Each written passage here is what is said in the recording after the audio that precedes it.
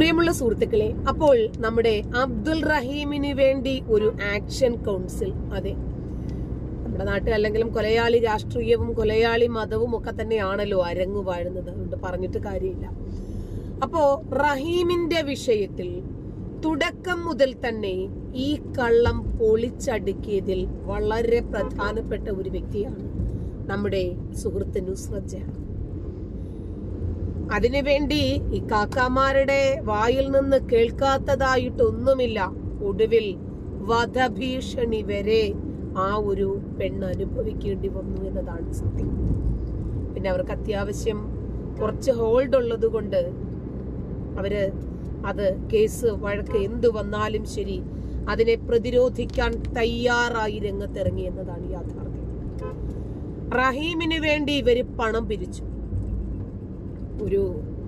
നമ്മള് ഏത് രാജ്യത്ത് പോയിരുന്നാലും ശരി അവിടുത്തെ നിയമങ്ങൾ അനുശാസിക്കും വിധം ജീവിക്കാതെ അവിടെ പോയിട്ട് ഒരു പയ്യനെ അടിച്ചു കൊന്നിട്ട് അവനെ രക്ഷപ്പെടുത്താൻ വേണ്ടി ഇവിടുന്ന് കോടികൾ പിരിച്ചെടുക്കുന്ന ഒരു പുതിയ സമ്പ്രദായം, അതായത് നാളെയും ഇനി ഏതെങ്കിലും നിമിഷപ്രിയമാരോ ഇനി അതല്ല ഒരു റഹീമുമാരോ ഒക്കെ ഉണ്ടായാൽ അവരെ രക്ഷപ്പെടുത്താനും ഒരു ആക്ഷൻ കൗൺസിൽ രൂപീകരിക്കാനും പണം പിരിക്കാനും ഒക്കെ ഇവിടെ ആളുണ്ട്, ഭയപ്പെടേണ്ട, ഞങ്ങൾ നിന്നോടൊപ്പമുണ്ട് എന്ന ഒരു വലിയ സന്ദേശമാണ് റഹീമിന്റെ വിഷയത്തിൽ ഇവർ കൊടുത്തത്. ശരി ആവട്ടെ. ഈ റഹീമിന്റെ വിഷയത്തിൽ ഒരു വർഷത്തിനു മുമ്പ് നുസ്രത്ത് ജഹാൻ പറഞ്ഞ എല്ലാ കാര്യങ്ങളും ഇന്ന് സത്യമായി. 34 കോടി രൂപ പിരിക്കണമെന്ന് പറഞ്ഞ് ഇവർ 60 100 ഒക്കെ പിരിച്ചു. ശരി, ഈ പണം ഇവരെന്ത് ചെയ്തു? ആർക്ക് കൊടുത്തു?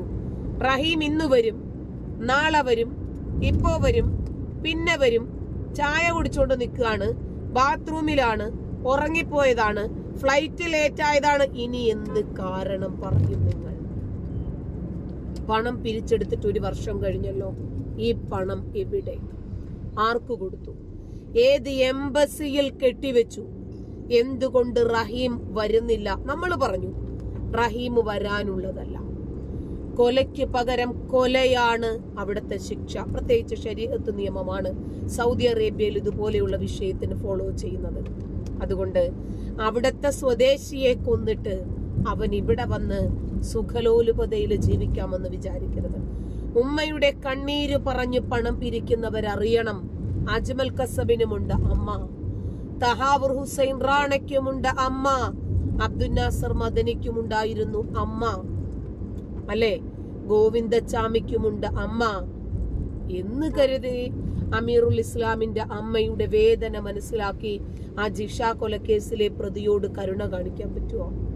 ഇതൊക്കെ ലോകത്ത് നടക്കുന്ന കേസുകളാണ്. അപ്പോൾ അന്ന് തന്നെ നുസ്രത്ത് ജഹാൻ ചില മുന്നറിയിപ്പുകൾ നമുക്ക് നൽകിയിരുന്നു. അതൊക്കെ ഇന്ന് കൃത്യമായി പുലർന്നു. ഇനിയെങ്കിലും ഇത്തരം ചില മുന്നറിയിപ്പുകളെ അവഗണിക്കാതെ മുന്നോട്ട് പോകാൻ മലയാളിക്ക് ഇതൊക്കെ ഒരു പാഠമാണ്. സൗദിയിലെ അബ്ദുൾ റഹീമിന് ബ്ലഡ് മണിയായി ബോബി ചെമ്മണ്ണൂരിന്റെ നേതൃത്വത്തിൽ പിരിച്ചെടുത്ത 34 കോടി രൂപയുമായി ബന്ധപ്പെട്ട് കേന്ദ്ര സർക്കാർ തല അന്വേഷണത്തിന് നീക്കം.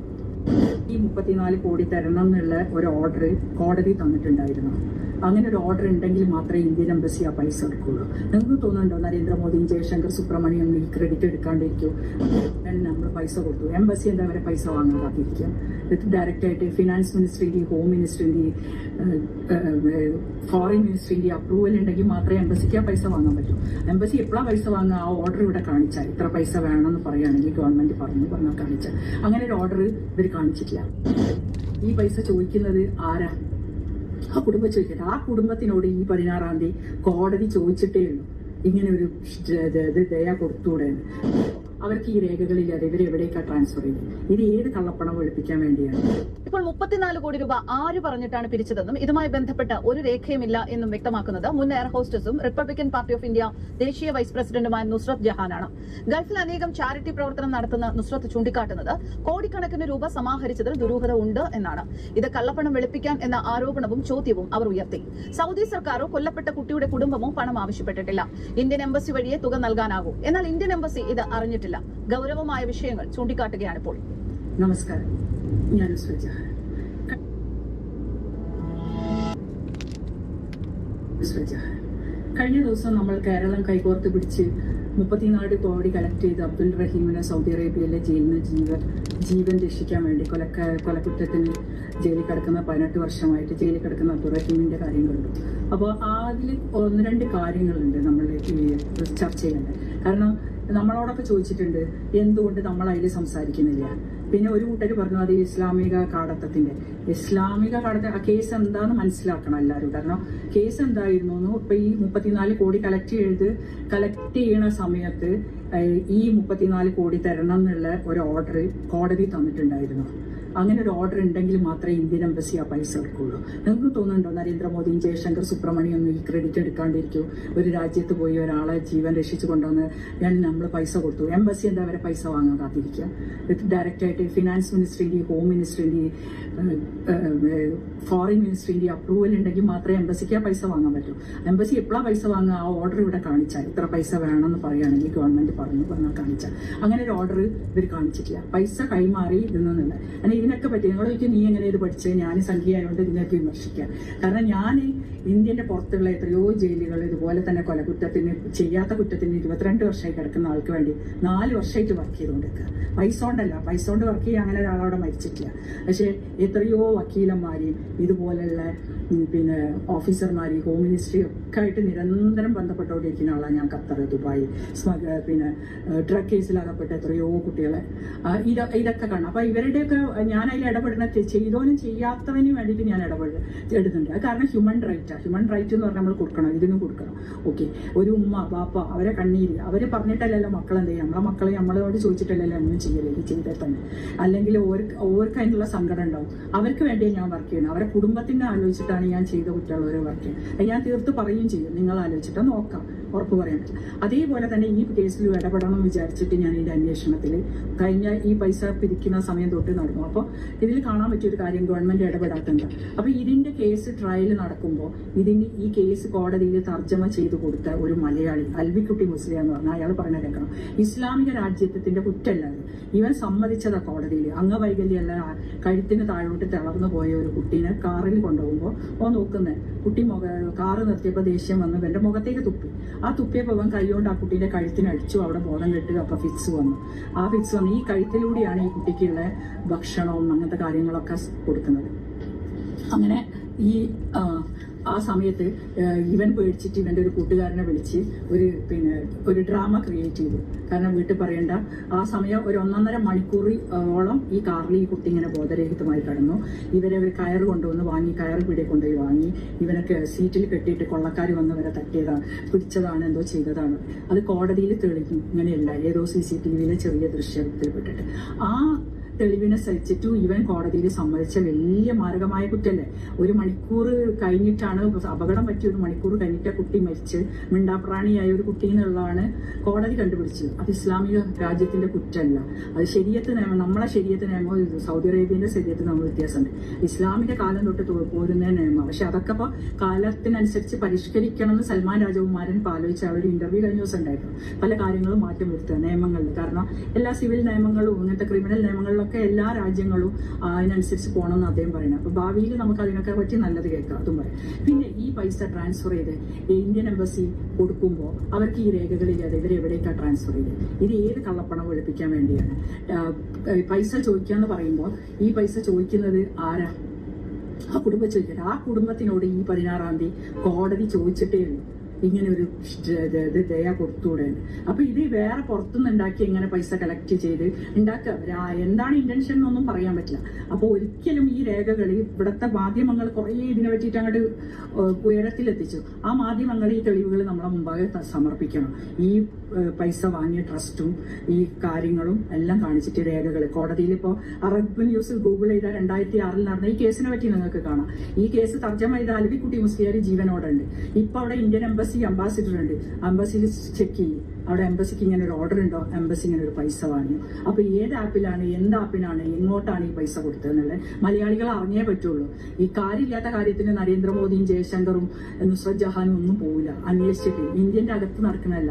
നേരം വെളുക്കുമ്പോഴത്തേക്കും എനിക്ക് എത്രയോ ഇതുപോലെ തമ്മമാര്, ഞാൻ പലർക്കും വേണ്ടി ഞാൻ പറയില്ലേ സഹായിക്കണം. അതുകൊണ്ട് ഇവർക്കൊക്കെ വേണ്ടി ഒരു ദിവസം ഒരു കോളെങ്കിലും ഒരു വിദേശ രാജ്യത്ത് നിന്ന് എന്റെ ഫോണിൽ നിന്ന് പോണതാണ്. അപ്പൊ അതുകൊണ്ട് ഇത് എവിടേക്ക് പോയി ഈ പൈസ, ഇത് ഒരു വലിയ ഒരു അന്വേഷണം തന്നെ നടത്തണം.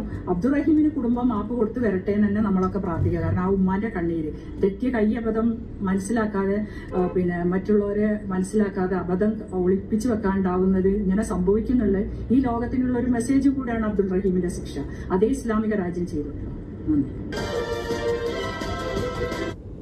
വളരെ കൃത്യമായിട്ട് നേരത്തെ തന്നെ ഈ വിഷയത്തിന്റെ തുടക്കം മുതൽ നുസ്രത് ജഹാൻ ഇത് തന്നെയല്ലേ പറഞ്ഞത്. ഒരു ആക്സിഡന്റ് ഉണ്ടാകുമ്പോൾ ആദ്യം ആ വ്യക്തിയുടെ പേഴ്സും മൊബൈൽ ഫോണും അടിച്ചു മാറ്റുന്ന ആളുകളെ പോലെ ഇങ്ങനെ ഒരു ഇൻസിഡന്റ് നടന്നു എന്നറിഞ്ഞ ഉടനെ തന്നെ പണം പിരിക്കാൻ ഇറങ്ങിത്തിരിച്ച ആളുകളെ കുറിച്ചൊന്ന് ചിന്തിച്ചു നോക്കിക്കേ. ആ കുടുംബം ആവശ്യപ്പെട്ടിട്ടില്ല, ഒരു കോടതിയുടെ വിധിയുമില്ലാതെ തന്നെ പണം കളക്ട് ചെയ്യാൻ ഇറങ്ങിത്തിരിച്ചു. കോടികളാണ്. നമുക്കറിയാം ഇന്നത്തെ ക്ലാരിറ്റി ഇല്ലാത്ത ചാരിറ്റിയുടെ പേരിൽ നടക്കുന്ന തട്ടിപ്പുകൾ. ഒരാൾക്കു വേണ്ടി വീഡിയോ ചെയ്യാൻ വരുന്നു, അവരുടെ കണ്ണീര് മാക്സിമം ഒപ്പിയെടുത്ത് വീഡിയോ ആക്കി മറ്റുള്ളവരിലേക്ക് എത്തിക്കുന്നു. അത് ഞാൻ ഷെയർ ചെയ്തു എന്നതിന്റെ പേരിൽ മാത്രം പണം ആവശ്യപ്പെടുന്ന ആളുകളെ നമ്മൾ ഇന്ന് സോഷ്യൽ മീഡിയയിൽ കാണുവാണ്. പണം ആവശ്യപ്പെടുന്നു, എന്നിട്ട് ഈ വരുന്ന പണം ആരാണോ രോഗി, ആ രോഗിക്ക് വേണ്ടി വരുന്നതാ, അവരുടെ ജീവൻ രക്ഷപ്പെടുത്താൻ വേണ്ടി. നമ്മളും ചിന്തിക്കുന്നത് എന്താ, ഇന്ന് അവർക്ക് വന്നത് നാളെ നമുക്കും വരാം. വലിയ താമസമൊന്നുമില്ല. അതുകൊണ്ട് അഹങ്കാരമോ അഹംഭാവമോ ഒന്നും വേണ്ട. നമ്മുടെ കയ്യിലുള്ളതിന്റെ ഒരു വിഹിതം എത്തിച്ചു കൊടുക്കുക. ഇത് തന്നെയാണ് നമ്മൾ എല്ലാവരും ചിന്തിക്കുന്നത്. പക്ഷേ ഈ പണം കൊണ്ടുപോയി വലിയ വലിയ ഹോട്ടലുകളിൽ താമസം, മന്തിയും തിന്ന് ആ പെണ്ണുങ്ങളുമായി ആരുടെ വീഡിയോ ആണ് ഒപ്പിയെടുക്കുന്നത്, അവരെ വരെ ദുരുപയോഗം ചെയ്യുന്ന വാർത്തകൾ വരെ നമ്മൾ കണ്ടില്ലേ. ഏറ്റവും ഒടുവിൽ നമ്മുടെ നന്മമരം ചെയ്ത ഒരു വീഡിയോ ആണ് ഒരു വർഷ എന്ന് പറയുന്ന പെൺകുട്ടി. ആ പെൺകുട്ടിയും അമ്മയും അങ്ങോട്ടും ഇങ്ങോട്ടും അവയവങ്ങൾ റീപ്ലാന്റ് ചെയ്യാൻ വേണ്ടി സമ്മതിച്ചവരാണ്. ഒടുവിൽ ആ പെൺകുട്ടി പറഞ്ഞു, അങ്ങനെ എൻ്റെ അമ്മ ജീവിക്കണ്ട എന്ന് പോലും എനിക്ക് തോന്നിപ്പോയി. ഒടുവിൽ ഇവരെ പേടിച്ചിട്ട് ഒളിച്ചു താമസിക്കേണ്ടുന്ന സാഹചര്യം വരെയെത്തി. അവരുടെ അക്കൗണ്ടിലേക്ക് വന്ന പൈസ ഗുണ്ടകളെ വിട്ടിട്ട് വാങ്ങിക്കുന്ന നന്മ മരങ്ങൾ. അതുപോലെ എല്ലാ സാഹചര്യത്തിലും ചില നന്മ മരങ്ങൾ ഉദിക്കും. ആ ഉദയം ചെയ്യുന്ന നന്മ മരങ്ങളുടെ യഥാർത്ഥ ലക്ഷ്യം എന്താണ് എന്ന് മനസ്സിലാക്കി തരുന്നതാണ് ഈ റഹീമിന്റെ വിഷയവും. നന്ദി.